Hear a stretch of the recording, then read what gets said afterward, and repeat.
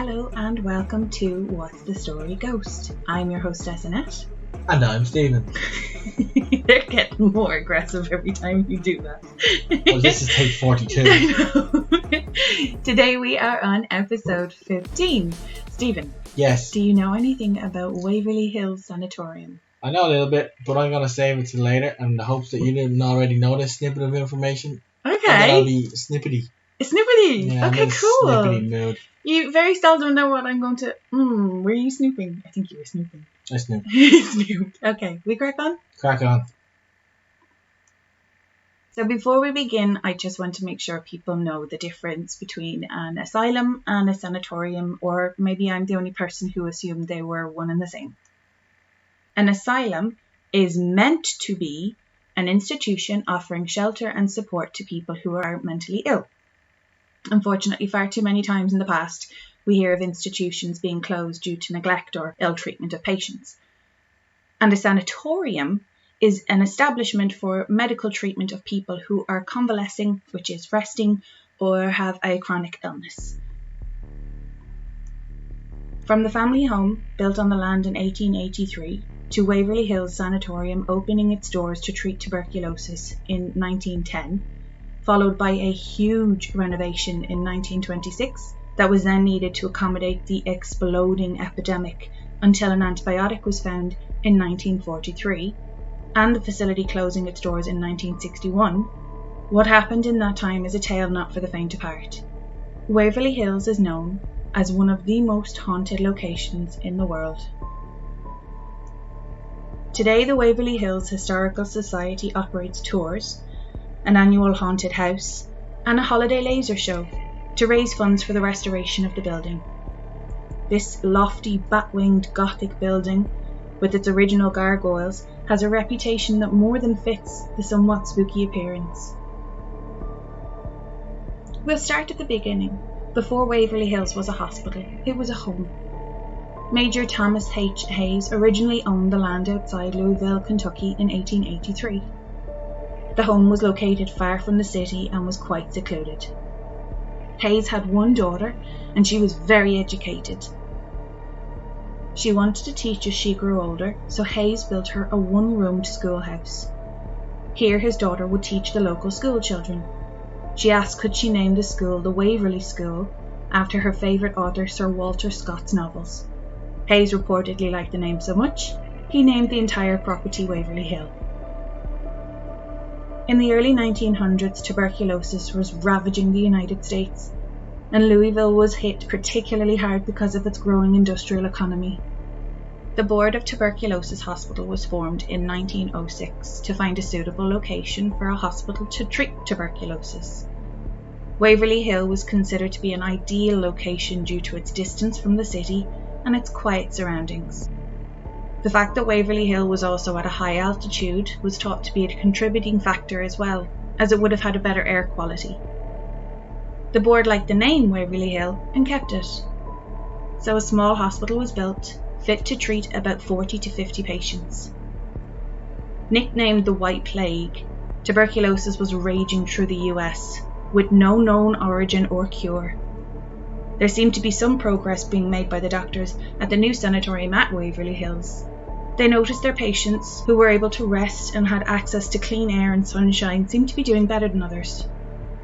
The original buildings at Waverly included 2 extensive open-air pavilions where patients were placed to receive their prescribed fresh air and sunshine. I say sunshine, but there are photos in circulation of patients on the pavilion with falling snow covering their blankets. Much of the treatment at Waverly Hill was based on positive morale and reassurance, which is a stark contrast to the building's current reputation as a hotspot for those who cannot find rest. The sanatorium was originally a 2-story frame building with half-timber design, an administration building, and the open-air pavilions. As I mentioned before, it was able to treat 40 to 50 patients at a time, but tuberculosis reached epidemic proportions by 1910, and Louisville was hit particularly hard due to its low-lying position, and soon Waverly was overwhelmed with over 140 patients in a facility designed for 40 people. As a result, construction soon began on a much larger, more permanent facility. In 1924, construction started that would be 4 stories stretched across 108,000 square foot, including separate rooms for patients rather than communal rooms, recreational rooms, labs, and a sunroom. Some treatments at Waverly included diets rich in vitamin A and C, protein, and lots of bed rest. These treatments weren't intended to cure the disease, but the overall goal was to reduce suffering and, let's face it, most importantly, to help stop the spread of the infection. The new sanatorium was designed to hold up to 500 patients, which sounds like a massive increase in space, but it was required. Nurses, doctors, and staff were required to stay at the facility to stop the spread of the disease. There was usually one main doctor and 6 doctors under him, and then anywhere from 60 to 75 nurses at the facility, so another building was built to house the nursing staff. A tunnel connecting the base to the hill was built so that workers and supplies could be ferried to and from the facility, still keeping outsiders safe. A children's pavilion was built not only to house younger victims of the disease, but the children whose parents were too ill to care for them. Doctors were confident that fresh air and a balanced diet was the best treatment for TB patients. But at the same time, they didn't know a lot about the disease, and doctors experimented with different methods of treatment. Other such treatments were artificial pneumothorax, thoracoplasty, and heliotherapy, the less invasive sunlight treatment. But even with many new procedures available and new methods being tried by doctors, it was impossible to save everyone. At the height of this epidemic, Waverly was seeing 24 patients a day dying from this illness.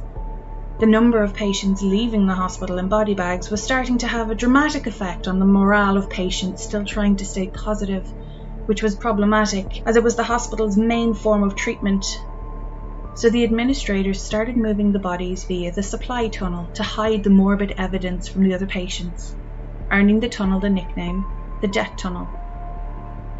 Bodies would be lowered down the tunnel by a conveyor belt system, not unlike a ski lift, and an administrator would walk alongside it down the steps. The tunnel is about 700 feet long and pitch black when the lights are out. Reports have circulated that 63 to 65,000 people died at Waverly. So the owners created a memorial site for people whose family members had died and that the death could be confirmed at Waverly. That figure is currently at 11,000, confirmed, but they assume that there are a lot more than that. 11,000 is a huge figure considering the amount of time Waverly was open. So of course there would still be some residual energy or spirits left behind. Some stories from visitors are just, and I use the word just respectfully, but it would just be a feeling of unease. Or one of the ghost hunters on YouTube, the video I saw myself, saying that she felt like she was being watched the whole time on a specific floor. But then there have been sightings of ghosts, objects moving, and my least favourite apparition of all, a child ghost. There are of course your standard scary tales of ghostly screams, moans, and breezes as though someone just walked past you. But the saddest one for some is the story of Timmy. He was a 6 or 7-year-old patient at Waverly, and disregarding his exhausting illness, he loved to play with his toy ball in the hallways. And of course, this was allowed. The whole point of Waverly was to create a positive atmosphere so patients could heal. So who was going to say no to a child playing indoors despite there being an outdoor play area on the rooftop balcony? Visitors to the hospital today often bring a toy ball with them and encourage Timmy to come out and play. If you're in luck, he'll move the ball a small amount, but if he doesn't want to play or if he's finished playing, he just stops. He doesn't seem malevolent at all, which is nice, I guess. But still not for me, thanks. People have reported hearing a jangling noise walking down the hallways, not Ebenezer Scrooge-like chains, but more like jangling of keys. The owners contributed that encounter to a man named Ralph. He was the maintenance worker and caretaker for the building at Waverly. Another tale, and for me is the most confusing and tragic, is that of the nurse from room 502. Room 502 was reportedly the nurse's station. The reason this tale is so confusing is no one knows exactly what happened. There was a nurse, we know that, and she was pregnant. But there are conflicting stories. One story being that she was pregnant with the doctor's baby, but the nurse died after a failed abortion attempt. Another story, she was pregnant with the owner's baby and he pushed her from the roof in an effort to conceal their affair. Another story, she was pregnant with another member of staff and after hearing he wanted nothing to do with the baby, she hung herself from the water pipes in room 502. Room 502 is said to be the most active room at Waverly Hills. There have been sightings of apparitions hanging in that room, nurses walking the corridor outside that room, and nurses roaming the halls in different parts of Waverly Hills, but they are all attributed to the same nurse. Bearing in mind the era, it was ungodly to have sex before marriage, and even though these nurses, doctors and patients knew that they were not likely to leave Waverly, they still wanted to look good in the eyes of society. So yes, conjugal visits did happen, but no one spoke of it. So for the nurse to get pregnant from this heinous act was unrecoverable in the eyes of high society. Waverly Hills Sanatorium was closed in 1961, and a renovated Waverly reopened as Woodhaven Medical Services a year later, but that had to be closed in 1980 after officials found appalling evidence of patient neglect. While that's a whole other episode, it does make me wonder, are we seeing all the spirits, ghosts and apparitions from Waverly Hills and from Woodhaven? Are some of them still hiding and just haven't shown themselves? With the owners planning to turn Waverly into a hotel, I'm sure only time will tell. What do you think of that? That was very good. Isn't it good? Mm. I actually thought I'd be a little bit more creeped out, but then when I found out that sanatoriums were places where people would go to try and, feel better or get a bit of respite, I don't know if it would be classed as a hospice now. But yeah, I haven't slept in 2 days because I kept watching all the YouTube ghost hunters, and this place is super, super haunted. I thought an asylum would be far creepier, but yeah, this place is pretty active. Yeah, well, like, I did the maths, and you said at its height it was 24 people per day. Yeah, it was like so 1 that hour. was, now everybody listening is probably aware of the spikes and troughs of disease control, but if 11,000 people died in the approximately 52 years that it was open, that means that 211 people a year died. That's a lot of people. Yeah, and then obviously when you think about it, some years would have had a higher figure than other years because I don't know if it's a vaccine or a cure, I'm not sure what it's classed as, for TB came out in the 1940s. I want to say 1942, 1943.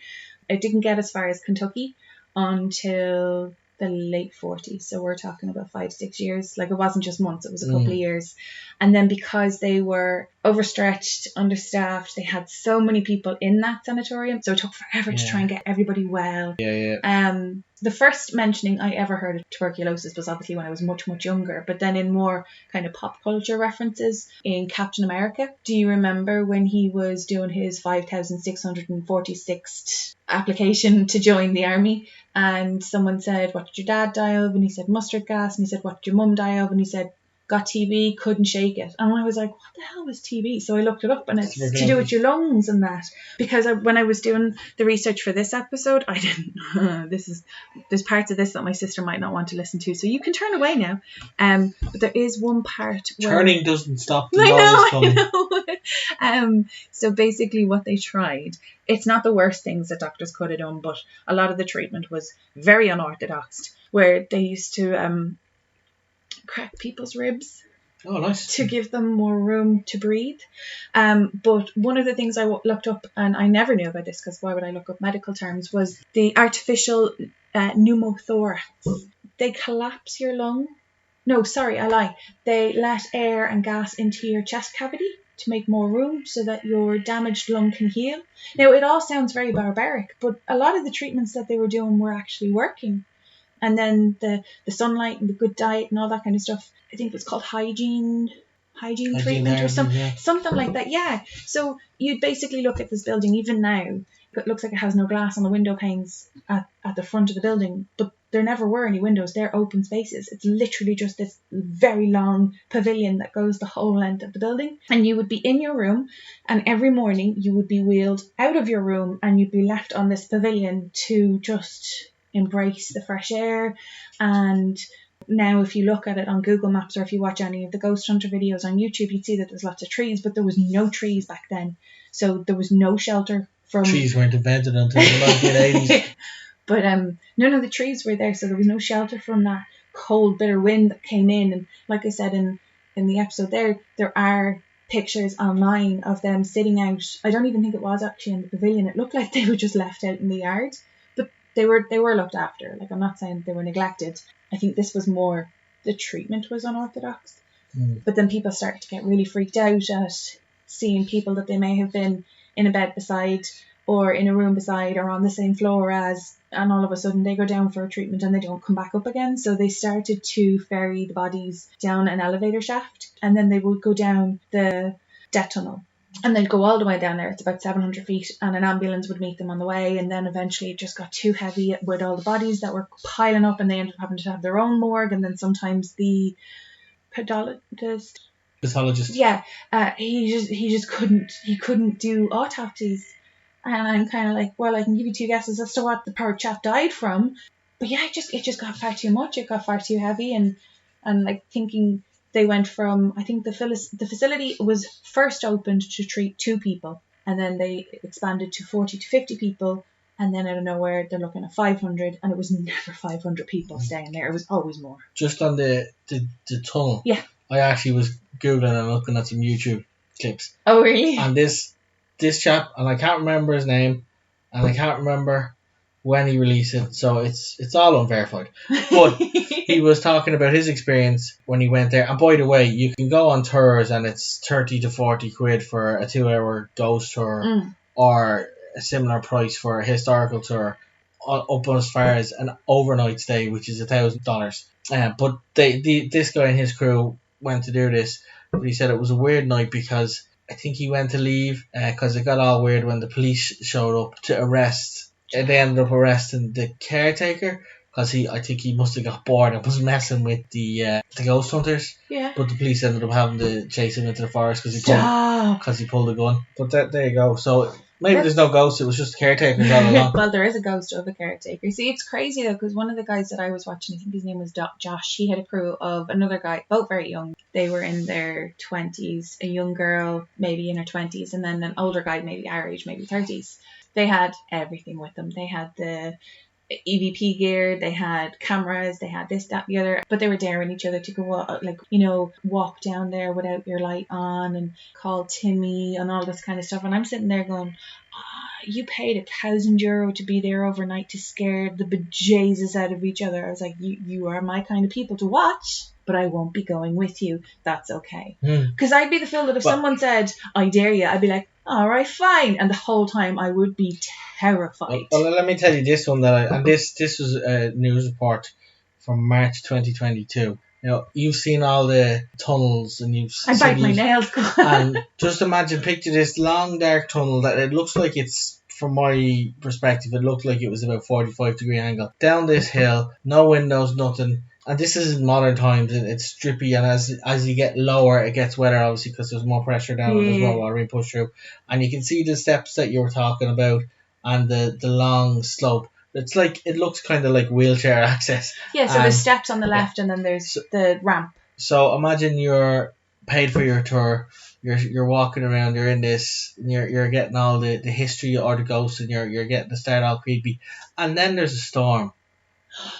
And then you have to go and hide. This is the tornado warning. You have to go and hide you have to go hide out in the tunnel until the tornado passes. But see, they did it right though, because what they did was they still, obviously after the storm was past, they just kind of picked up where they left off. But in order to try and keep everybody calm, they were telling like little ghost stories that probably wouldn't have been on the tour. Like, say if you were a tour guide and part of your job was to cover X, Y, and Z in 2 hours, that's a lot of stuff to try and cover in 2 hours. Yeah. But what about that one occasion last weekend when somebody tugged on your trouser leg and you're like, now's the time to tell everybody, because you have that space and that time to do it. So they got like, the little extra ghost story in there. So it'd be kind of cool. But imagine you're going already somewhere that's spooky and then an air raid alarm goes. Is that what they're called? Air raid? The weather warning. It's like the big siren alarm thing. Do you know what? A weather alarm went off. I was like, oh my God, this is so dramatic. And then he said a tornado. I was like, oh, holy crap.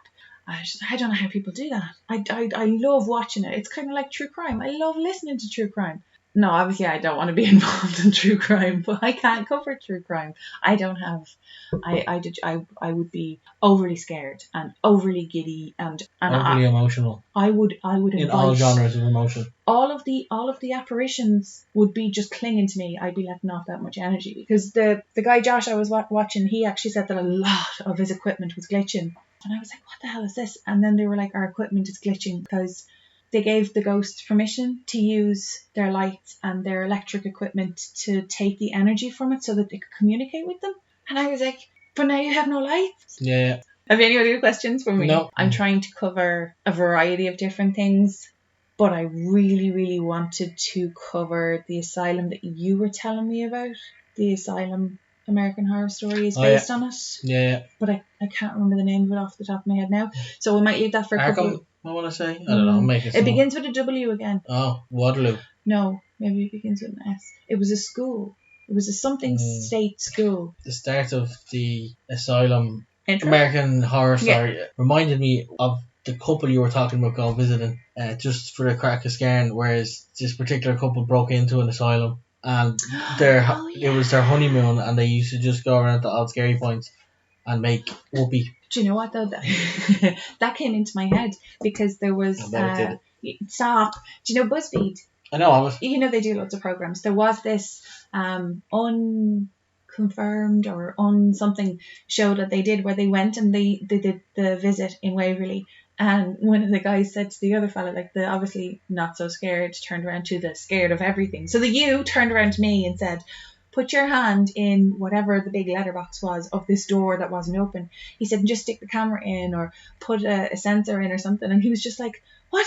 No. Oh my God, no, that's crazy. What if I lose my hand? And he goes, well, then we'll have confirmation of a ghost. And I was like, but he still loses his hand. But it reminded me of the, was it Leatherface or Taserface? No, that's Guardians of the Galaxy. I'm sure it was Leatherface, wasn't it? In Asylum? Yeah, well, I can't remember. He was like, oh yeah, I'm going to put my hand in. And then like he came out with just a skeleton hand. Oh, that's not good for you. No. Are we good? We're good, I think. I don't think we have anything else to... No. Do your words. You're mad for the jingle.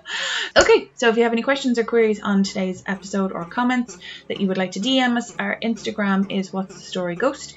Our email is What's the Story Ghost @gmail.com if you have any personal experiences you'd like to share with us. And on that note, we will see you next time. Jingle. You couldn't even let me just finish the last word. I had like one of the words. Yeah. Bye.